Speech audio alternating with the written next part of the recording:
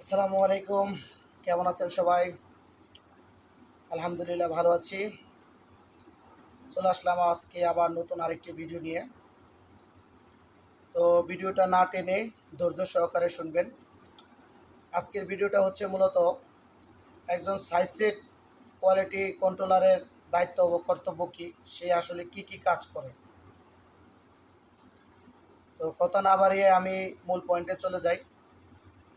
একজন site quality কন্ট্রোলারের প্রথম কাজ হচ্ছে যখন তার কাছে নতুন কোনো একটা স্টাইলের কনফার্মেশন আসে যে এই স্টাইলের সাইজ সেট হবে বা কাটিং পার্টস আসে, তখন সে তার প্রথম কাজ হচ্ছে ওই স্টাইলের এগেনস্টে file, measurement sheet, PP sample, tag pack and others document যা আছে সেই ডকুমেন্টসগুলো কালেক্ট করা, প্লাস হচ্ছে কমেন্টসগুলো, স্যাম্পলে কী কী কমেন্টস দিয়েছিল সেই কমেন্টসগুলো পড়া, তারপরে ফাইলে কোথাও কী আছে, পিপি স্যাম্পলের সাথে কী আছে, ট্যাগ প্যাকে কী আছে, এগুলো স্টাডি পড়া। যখন পড়া শেষ হবে তখন সে ওই স্টাইলের এগেনস্টে যে প্যাটার্ন দিয়ে, যে হার্ড প্যাটার্ন দিয়ে সাইজ সেট কাটছে আর কি, কাটিং করছে, ওই হার্ড প্যাটার্ন নিয়ে আসবে। মেজারমেন্ট শিট নেবে, মেজারমেন্ট শিটের সাইডে ওই হার্ড প্যাটার্নের মেজারমেন্ট করবে, সুইং অ্যালাউন্স সহ মেজারমেন্ট করবে। মেজারমেন্ট করে করে যে কোনো একটা স্যাম্পল সাইজ, প্রথমে একটা স্যাম্পল সাইজ নেবে, স্যাম্পল সাইজের মেজারমেন্টটা প্যাটার্নের মেজারমেন্ট শিটে উঠাবে। এরপরে মেজারমেন্ট শিটের উপর বেস করে কত সিএম গ্রেডিং আছে, লেন্থে কয় সিএম গ্রেডিং, চেস্টে কয় সিএম গ্রেডিং, স্লিপ লেন্থে কয় সিএম গ্রেডিং, শোল্ডারে কয় সিএম গ্রেডিং, এভাবে প্যাটার্নগুলো সাজিয়ে গ্রেডিংগুলো চেক দিবে যে গ্রেডিং ঠিক আছে কিনা। যদি গ্রেডিং ঠিক থাকে তাহলে ওকে, আর যদি গ্রেডিং ঠিক না থাকে তাহলে ওই প্যাটার্নে কোন সাইজে গ্রেডিংয়ের প্রবলেম, ওই গ্রেডিংয়ে ওই সাইজটা নোট করা। আমি ধরে নিলাম প্যাটার্নে গ্রেডিং ওকে হওয়ার পর ওই প্যাটার্ন মেজারমেন্ট করবে, প্যাটার্ন মেজারমেন্টে প্যাটার্ন অ্যালাউন্স ঠিক আছে কিনা, পিপি স্যাম্পলের সাথে কোথাও কাটমার্ক দেওয়ার প্রয়োজন কিনা, বা কোথাও কোনো পয়েন্ট দেওয়ার দরকার কিনা, কোথাও কোনো কান দেওয়ার দরকার আছে কিনা। অনেক সময় কাটিং স্টিকার কানে মারা হয়, প্রিন্টের পার্ট থাকলে কান দিতে হয়, তা না হলে বডিতে মারলে স্টিকার গামে উঠে যায়, সেজন্য কান দিতে হবে কিনা, অল এভরিথিং কমেন্টসে প্যাটার্নে ওই সাইজের স্টেজেই একজন সাইজের কন্ট্রোলার জানিয়ে দিবে। প্যাটার্ন মেজারমেন্ট করবে, প্যাটার্ন মেজারমেন্ট করার পর সে কাট প্যানেল মেজারমেন্ট করবে, যে প্যাটার্নের উপর, হার্ড প্যাটার্নের উপর ওই কাট প্যানেল বিছাবে, ফ্ল্যাট করে বিছাবে, দেখবে যে প্যাটার্নের সাথে মিল আছে কিনা, বড় হচ্ছে কিনা, ছোট হচ্ছে কিনা। যদি বড় হয়, প্লাস হয়, তাহলে রিপোর্ট করবে, মাইনাস হলেও সে রিপোর্ট করে রাখবে। এরপর সে মেজারমেন্ট শিটে কাট পিস মেজারমেন্ট করার পর সে প্রিন্ট অ্যান্ড এমব্রয়ডারি যদি থাকে সেটা ট্যাগ প্যাকের সাথে মিলিয়ে নেবে, যে ট্যাগ প্যাকে আসলে কি আছে, প্রিন্ট কোথায় কি হবে, কোথায় কোন কালারটা হবে, পজিশন কয় সিএম উপরে হবে, তারপরে সাইজেস যে গ্রেডিংটা সেটা ঠিক আছে কিনা, এমব্রয়ডারি গ্রেডিংটা ঠিক আছে কিনা, ইভেন ট্যাগ প্যাকের সাথে মিলাবে, ফটো পিকের সাথে মিলাবে, প্লাস হচ্ছে পিভি স্যাম্পলের সাথে কম্পেয়ার করে ক্রস চেক দিবে। যদি ওকে থাকে তাহলে ওকে, আর যদি ওকে না থাকে তৎক্ষণাৎ স্যাম্পলের সাথে কথা বলতে হবে, রিপোর্টিংয়ের সাথে কথা বলতে হবে।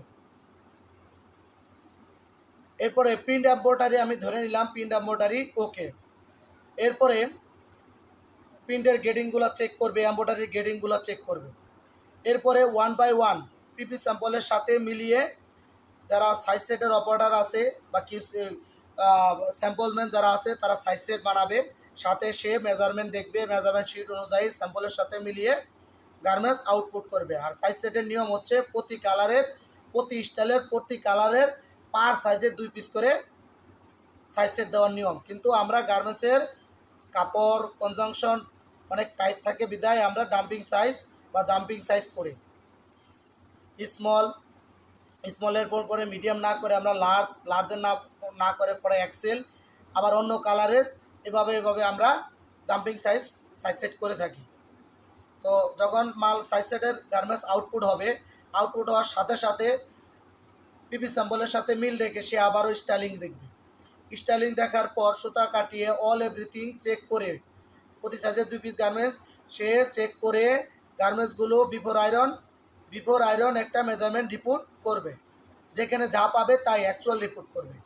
এরপরে ওই গার্মেন্টসগুলো ফিনিশিংয়ে র্যান্ডমলি আয়রন করাবে, মানে বাল্ক আয়রন যেভাবে করে ওভাবে আয়রন করাবে। আয়রন করার পর সেই গার্মেন্টসগুলো মেজারমেন্ট করবে, মেজারমেন্ট করে দেখবে, মেজারমেন্ট করবে একই রিপোর্ট, কাট প্যানেল প্যাটার্ন মেজারমেন্ট থাকবে, কাট প্যানেল মেজারমেন্ট থাকবে, ওই রিপোর্টের ভিতরে বিফোর আয়রন মেজারমেন্ট থাকবে, ওই রিপোর্টে আবার আফটার আয়রন মেজারমেন্ট থাকবে। এরপরে এই রিপোর্টের উপর বেস করে সে তার রিপোর্টিংয়ের কাছে নিয়ে যাবে।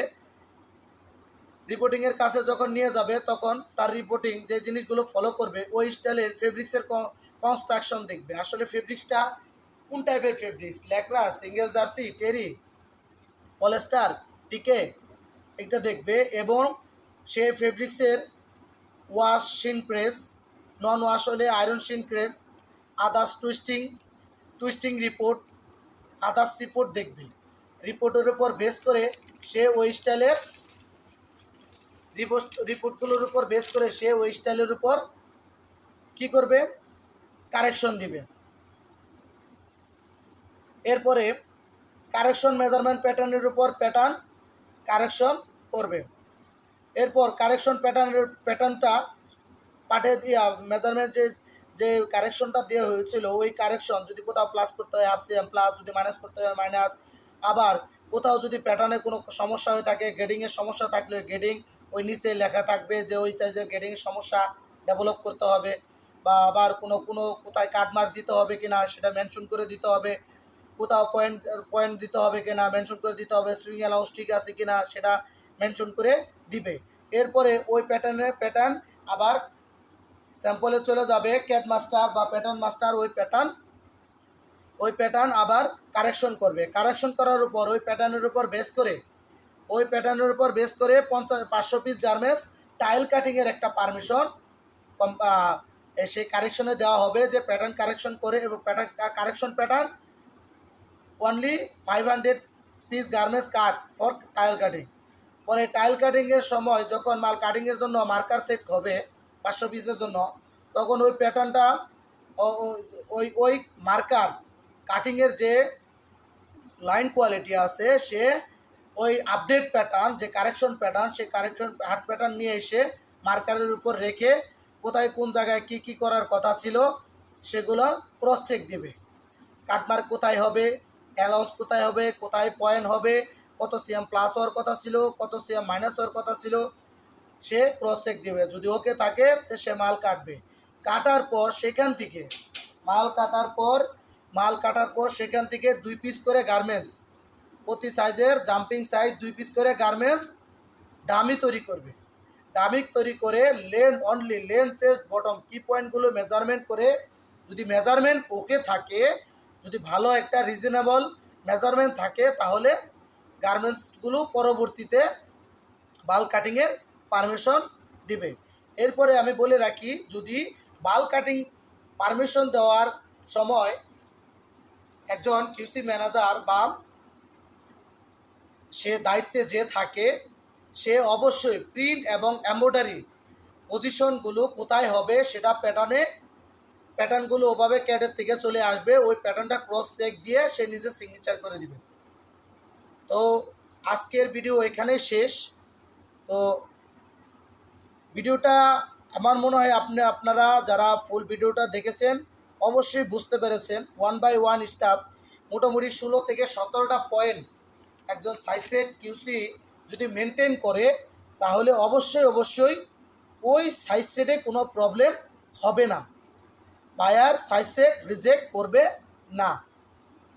তো আজকের ভিডিওটা আমি এখানে ক্লোজ করব। যদি আমার ভিডিওটা ভালো লাগে, আমার এই ভিডিও থেকে যদি আপনারা কিছু শিখতে পারেন, তো অবশ্যই লাইক করবেন, সাবস্ক্রাইব করবেন, প্লাস কমেন্টসে জানাবেন আপনি কি সম্বন্ধে জানতে চান। তো আমি চেষ্টা করব ওই পয়েন্ট নিয়ে ভিডিও দেওয়ার জন্য। তো আসসালামু আলাইকুম, দেখা হবে পরবর্তী ভিডিওতে।